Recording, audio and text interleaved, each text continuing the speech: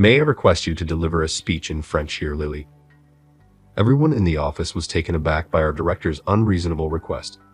Why on earth does she need to deliver a speech in French right here? Who can perform such a miraculous job without any preparation? Clearly, it was a jab at my colleague, Lily. Her face turned pale, and she was on the verge of tears. I stepped forward to shield her. If I speak French, what will you do for me, huh? Fine, if you pull it off, I'll give up my position to you. But if you fail, I'll demote you alongside Lily. Once I accepted the challenge, I began my speech. The director was astonished by me and muttered, "That cannot be. How come someone like you?" "Because no one knows my real identity yet. I'm Thomas. I've just returned to the headquarters after a decade abroad.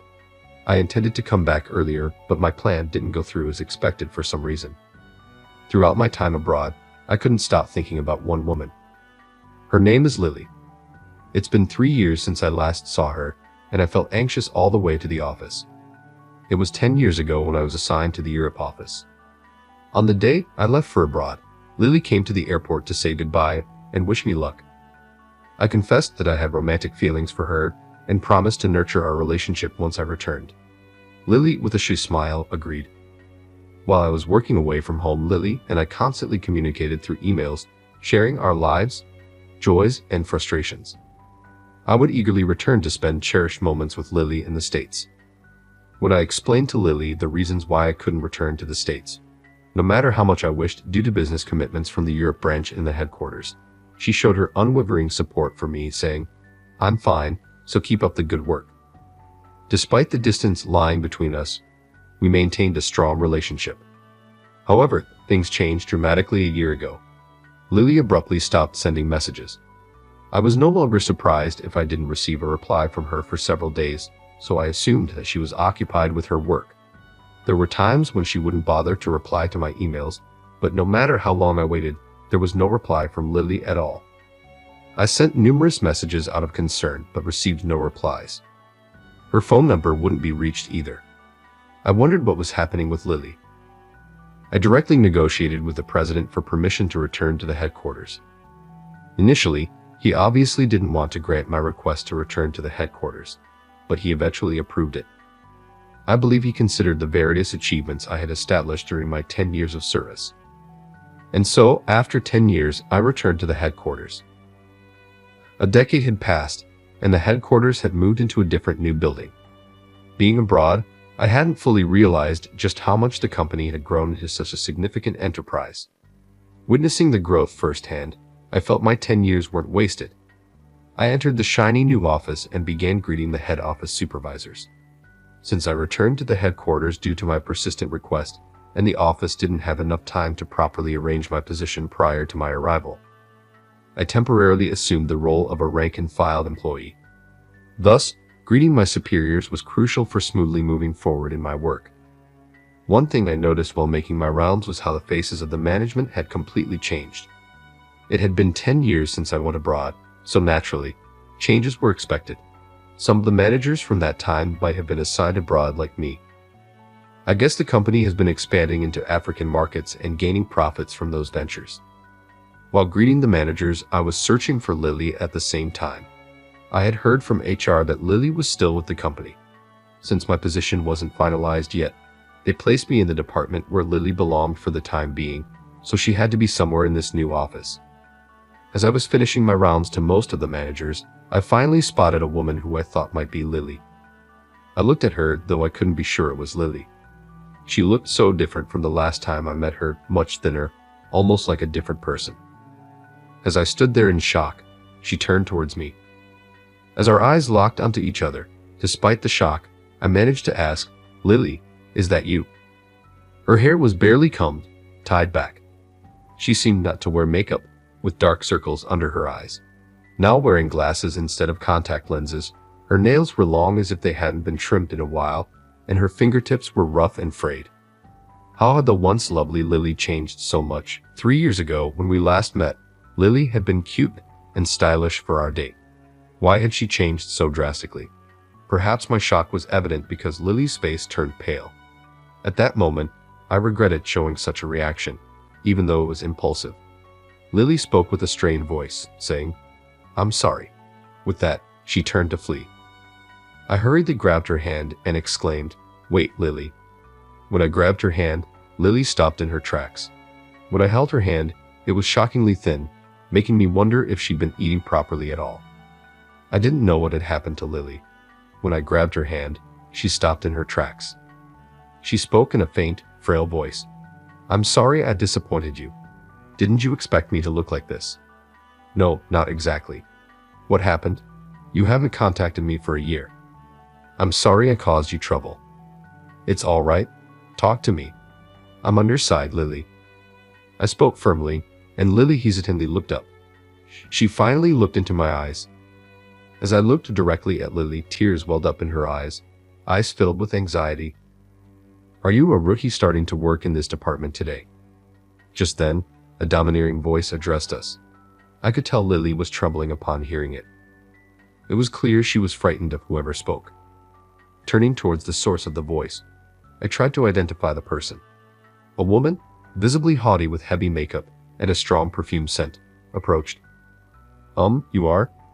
Oh, you're going to work here without even knowing my name? Geez, I'm May, the next president of the company." "She's the department head," Lily informed me in a weak voice. I found out later that her name is May. She's the daughter of the company's president, and it seems already decided that she'll take over the company. She wasn't around 10 years ago. Apparently, she transferred here a year ago and has been the department head since then. The timing of May's transfer coincides with when we lost contact with Lily. Could it be May who drove Lily to the point where she didn't even have the energy to communicate? "Nice to meet you. I'm Thomas, and I'll be under your care at the headquarters from today." "Pleasure to meet you." After my harmless greeting, May inquired, then a few questions. "What's your career history?" "About 10 years at a branch office." "Your education?" That's when May asked about my education. I hesitated. There was a reason I didn't like to talk about my education. "Can't say anything." "Is there something embarrassing?" "Oh wait, you don't have a degree, do you?" "It's incorrect." "Then why can't you answer?" "There are reasons I can't say. If you really want to know, go through HR and check my resume." "That's fine. I'm not going to waste my time on it. You only have a high school degree or a Mickey Mouse degree anyway," May said with a smirk. Lily appeared as if she wanted to say something but seemed to frighten, her body shrinking, unable to make a sound. After comparing both me and a frightened Lily, May added, "Well, you two incompetents might as well get along," before turning her back and playing with her hair as she left. After May left, I asked Lily, "You okay?" "Ah, thank you," she replied, seeming scared of May and trembling. Lily is serious about her work but is a timid woman. She likely finds it challenging to handle assertive women. I furrowed my brows and said in a troubled tone, "She's pretty overbearing. I kind of don't like her." "You shouldn't say that." "Why? You don't like her either, right?" "I'm fine. I have to go back, excuse me." Why would she defend someone like that? May evidently has a dominant personality. Not everyone would be happy to work with her. I tried to show my empathy with Lily, but she returned to her office, and I don't understand why. Why would Lily say something like that? The reason probably lies in the situation of this department. I decided to observe while working throughout the day to understand what's happening here. To find out, I decided to spend the day working and observing the situation. On that day, I was handling the tasks I had been given. Since it's my first day, the workload wasn't too heavy. As the end of the day approached, employees started leaving. While others left, Lily was still at her desk working. Peeking over, I saw her desk cluttered with documents. With a somber expression and sighs, she edited documents on her monitor. Leaning over from behind, I peered at the monitor and asked, "Still got a lot left?" Startled by my presence, Lily jolted and then turned around, answering in a flustered manner, Thomas." Lily hesitated on how to respond, her gaze wandering. Eventually, she answered, "Yes." "I see. Are these documents something I can help with?" "I'll give you a hand. I haven't had much work today, so I've still got energy left." "You look tired, Lily. Tell me what I can do to help." "It's quitting time, Thomas. You can head home. I'm fine. You know I'm good at this sort of thing." I grabbed a nearby laptop, brought it over to the next table, then started looking through the pile of documents on Lily's desk. Lily looked flustered as I started going through the papers, but she was too tired to protest and soon started showing me what needed to be done. Could you read through these documents and correct errors in French? Got it. Let's see. Wow, what is this? I can't even read it. I skimmed through, but the awkward phrasing made me frown. It was hard to even understand what the author was trying to say. Lily, you're good at Japanese. That's why I've been tasked with reviewing these documents. I wish that were the case. I said it to cheer her up, but the reality was likely different. She was probably saddled with a workload that would never be completed by quitting time. Lily, drop the formalities, please. Oh, but... And why so formal all of a sudden? I've been worried since you stopped contacting me. Are you upset with me for not contacting you? Yeah, I am. At that, Lily looked like she'd seen the end of the world. That's right, someone like me. No, I'm mad because you're going through all this, and you didn't say a word to me. Lily looked startled. So you mean I was nothing for you? Nope, Thomas, I didn't want to bother you because you're far from home, and I didn't want to add any burden with my own problems. Finally, you stopped being so formal. I laughed, and Lily covered her mouth, embarrassed. Lily, do you remember the promise? I know I've kept you waiting for 10 years. I remember. I was too eager. Even though we weren't officially together, I acted like your boyfriend just based on our emails. Funny, right? That's why it took me so long to come back. That's not true. I've always been thinking of you, Thomas, and I was so happy with your emails. Do you still love me after all this time? Yes, I do. I've always loved you, Thomas, so don't say things like that. Then from now on, count on me. Lily's eyes widened. Really? Of course, you've been through so much. Let me protect you from now on. Besides, I owe you more than I can ever repay. Tears started to form in Lily's eyes. I thought you were no longer interested in me. According to her, she thought I'd be disappointed seeing her in such a haggard state after I returned to our homeland. Honestly, I couldn't deny I was shocked by her appearance, and I acted weird, resulting in her feeling bad. Since I learned you'll be back, I wished for a total makeover, but I've been so swamped with overloaded work that I just didn't have the energy. I'm sorry. It's my mistake. I wiped away the tears from Lily's eyes. Can I fulfill my long overdue promise to you now? I hope it's not too late. I asked Lily, looking directly into her eyes. Hearing my words, Lily gazed back at me. Will you go out with me? Sure, Lily smiled through her tears. According to HR, I'll be working in the same department as Lily for a while. Regarding my position, they said they need some more time to finalize it, so I'll keep an eye on Lily from within the department. One day, as I observed the working environment around Lily, I witnessed May dumping more work on her. Lily, can you handle this for me? Lily looked uncertain. She probably didn't have the capacity to take on more work. If she accepted, she'd end up working late again. Seeing Lily in trouble, I approached the two and said, Lily seems to be occupied with her tasks right now. I'll find someone else who's free to help. I told you I want Lily to do it. It would be more efficient to pass it to someone who's available. Humph, cheeky. Fine, do as you like.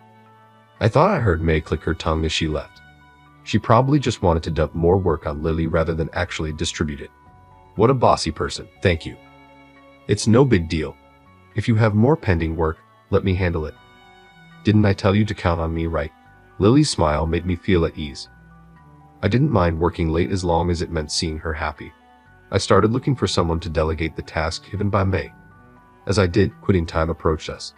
I've been helping Lily with her pending tasks, but it seems May has assigned her a significant workload. I couldn't see the goal of this endeavor. However, we've both been working on it as a team. Today, I successfully declined additional tasks, so there's an end in sight. With diligent work within regular hours, we should meet the deadline in a few days. I thought I would put on my jacket and grab my business bag. Lily, let's go home. Wait a moment, I told Lily. Just as it was time to go, May approached us. I realized then what was probably happening. Lily likely always gets interrupted by May like this when trying to leave on time. Oops, are you leaving? You haven't finished your work yet. That's the way incompetents are. just like you. Well, Lily stammered, so I stepped forward. She still has a few days until the deadline. We can finish it within regular hours tomorrow or the day after, so I don't see the benefit of staying late today. Ha, are you trying to teach me what to do? Do you know who I am? Yes, you are the daughter of the president of this company. Then you should be aware of overtime pay, right? For the sake of your company, reducing unnecessary overtime is more beneficial. Forcing Lily to work overtime means your company is wasting resources. Do you understand? May probably couldn't find any answer to counter my argument. Despite appearing unsatisfied, she walked out. After May left, Lily sighed deeply in relief. Thanks, Thomas. You saved me several times today. Never mind. May is awful, isn't she? She shouldn't be allowed to be selfish just because she is the daughter of the president. She's untouchable. Everyone just turns a blind eye. We don't want to get on her bad side. Probably everyone in the department is careful not to draw May's attention. That's why I tried to gently stop you when you first spoke of May. If you get involved too, Thomas. Don't worry, I've dealt with many difficult personalities in my past. But watch your back. May has numerous negative rumors, and HR just follows whatever she instructs. She will not hesitate to demote you if you upset her, especially considering you are new here. Oh really? Well, I'll cross that bridge when I come to it. I can't just watch you suffer. Lily began to regain her energy. Since the day I started blocking May from intentionally overloading her with tasks, she replaced her glasses with contact lenses, and her makeup became more vibrant as she started paying extra attention to enhance her beauty. Additionally, she dyed her hair and proudly showcased her newly polished nails. The dark circles under her eyes began to fade slowly. Lily was regaining her old charm. As long as May stopped harassing Lily, hopefully, Lily will get back to her old self, I thought. But I was wrong. May struck back at the morning toolbox assembly. Suddenly, May said, "Lily, come to the front." May unexpectedly instructed Lily to step forward in front of all the employees. Lily had no choice but to follow her instruction. What's going on here now? The employees began to murmur. Silence, please, May said in an ice-cold tone, and the office fell silent. She then began to speak. Our company is now focusing on business expansion outside the States. In connection, we've been opening our branches abroad, and many employees have been assigned to those locations. Consequently, we need to speak a second language to deal with our prospective clients in the set locations, right? Her point made sense. But how does that lead to calling Lily out in front of all the employees? May continued. Give us a speech in French, Lily, she instructed. The office buzzed again. The idea that just because of the increasing volume of worldwide trading, one should give an impromptu French speech was absurd. Without any prior notice or practice, this was clearly unreasonable and obviously a targeted humiliation of Lily. We do business in France. You should be able to handle this much, right? Unable to refute, Lily stepped forward, looking frightened. Lily has good French skills required for the business transactions, but she had one fatal flaw: extreme stage fright. Her lips were trembling. She was likely experiencing a mental block when suddenly put on the spot. Seeing Lily unable to speak, May snorted dismissively. Do you know this girl only graduated high school? At those words, Lily visibly shook. Well, there's nothing wrong with being a high school graduate. The company prides itself on having staffed individuals with degrees from the best universities. It's nothing short of humiliation to make fun of and look down on her just because she is a high school graduate. Then I understood the root cause of May's persistent harassment. She was prejudiced against those with a lower educational background. For the company, a high school graduate who cannot finish work on time is considered an issue. Everyone here holds either bachelor's or master's degrees. Moreover, you're the only one who can't give a speech in a second language. Are you aware of this, Lily? Go ahead, try. If you fail, you're demoted. Lily clenched her lips. Lily seemed terribly cornered by May's challenge, tears welling up in her eyes. Impulsively, I stepped forward. Then, I looked straight at May and said, "This is wrong." What? Indeed, speaking a second language is an indispensable skill for smooth transactions with our clients. However, there are other ways to enhance such skills. Do you really want to put Lily on blast? Oh dear, how touching. The bottom feeders are sticking up for each other. I forgot, but you probably can't speak it either. Why do you say so? Do you only have a high school diploma? Or at best, a Mickey Mouse degree? You speak French, huh? That's impossible. I frowned. How come she is so presumptuous? If I speak French, what will you do for me? Oh, fine. If you pull it off, I'll give up my position to you. But if you fail, I'll demote you alongside Lily. Keep your word, I responded to May in French. What? My fluent French made May uneasy and upset.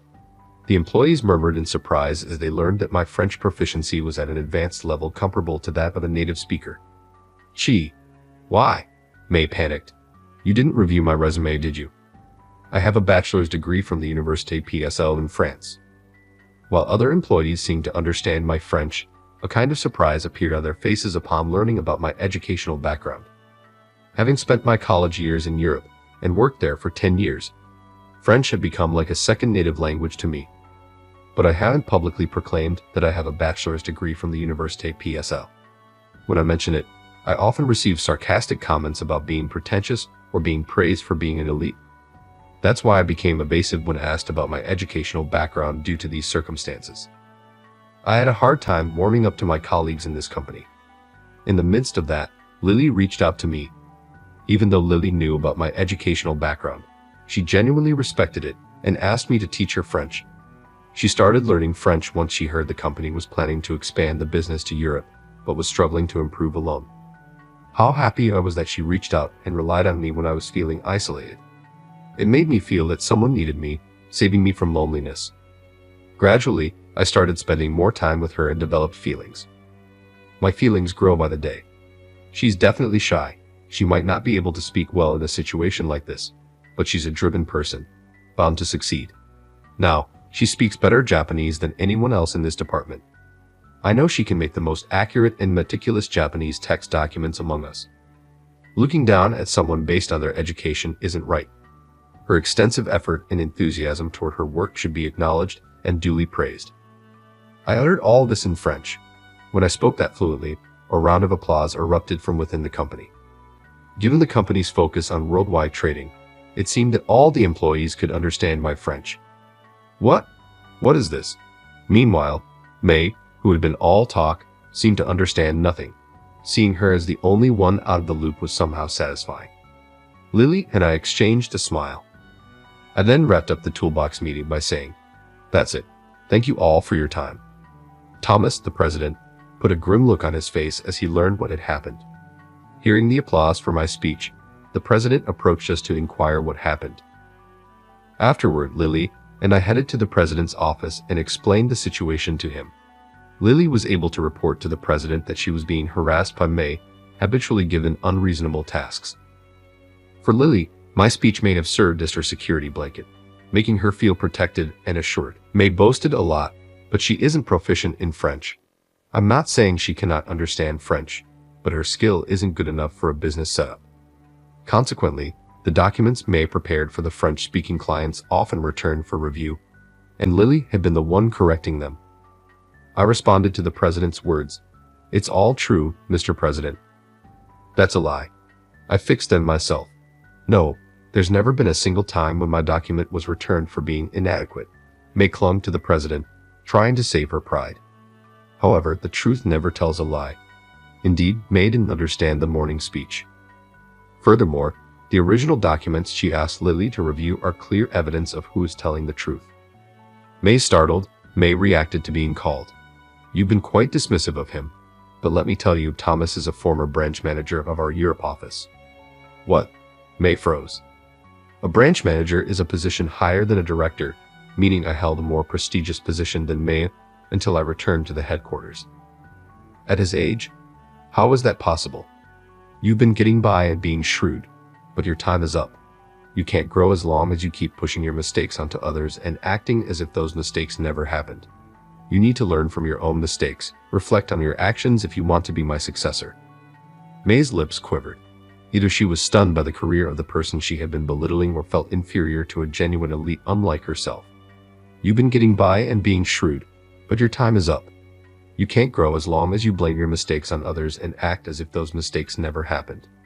You need to learn from your own mistakes and reflect on your actions if you want to be my successor.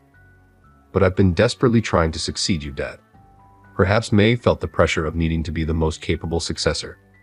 Maybe she was raised to be the business successor, knowing everyone is expecting and at the same time pressuring her to obtain a high level of education. So even though she wants to ask someone, she can't do it because her pride doesn't permit her to do so. On the other hand, her mindset and attitude go in the wrong direction just to maintain her high status, and perhaps as her father, the president understands the inner struggles of May. The president says, if you have the ambition, that it's just a matter of approach. Step down from your director position. I won't fire you. Try doing things your own way from now on. I understand. May's voice was tearful. Being directly confronted with her mistakes must have been incredibly frustrating for her, but seeing May accept the president's words, I felt she might grow significantly from this point on. After that speech, I gained the employees' trust and was appointed as a department director at the headquarters. In the end, I took over the position of May, though I'm not sure if she still remembers she bet her position. I was once a Europe branch manager, but here at the headquarters, there are so many competitors. Being appointed as the director is truly a privilege for me. Climbing to the top of the corporate ladder requires further career development at the headquarters. Meanwhile, Lily assumed the position of assistant to the director. In other words, she took on a role that would help me with my work. The president appreciated the accuracy of the French documents and the serious approach to work that I exhibited. Afterward, although May lost her position, the president's reprimand seemed to have sparked a change in her. She started seriously learning French and management. The previous arrogance was nowhere to be seen. Now, she might even be called one of the most diligent employees in the headquarters. May came to me with her documents. Excuse me, Thomas, could you check if there's anything wrong with this document? Let's see. Perhaps due to her serious study, the French text document was much more readable than before. She must be very smart. Probably she didn't seriously tackle learning a second language before. I can assure her French skills will soon reach a practical level. Every time I check documents or explain things to May, Lily glares at us. I've never seen such an expression on her, so I'm taken aback. What's up, Lily? It's nothing. Lily, why are you so formal? Lily? Well, if you're going to be like that, maybe I should take on your role. No, you can't. I won't give it up now. Lily expresses herself and speaks her mind clearly. Even to May. Perhaps she gains confidence from being promoted. This is a significant advancement for the once timid Lily. Soon, she'll likely be able to speak French confidently in negotiations too. Seeing May start to take her studies seriously, it seems the rest of the employees are also more motivated to learn French. The working environment in the department is much better now, and work is going more smoothly. A healthy workplace has something to do with good performance. This department, once dominated by autocracy, is now working well together with employees growing rapidly. There were times I wasn't sure of my future in this company, especially when I felt isolated due to my educational background. But this atmosphere of ambition isn't bad. I'm glad I work with this company.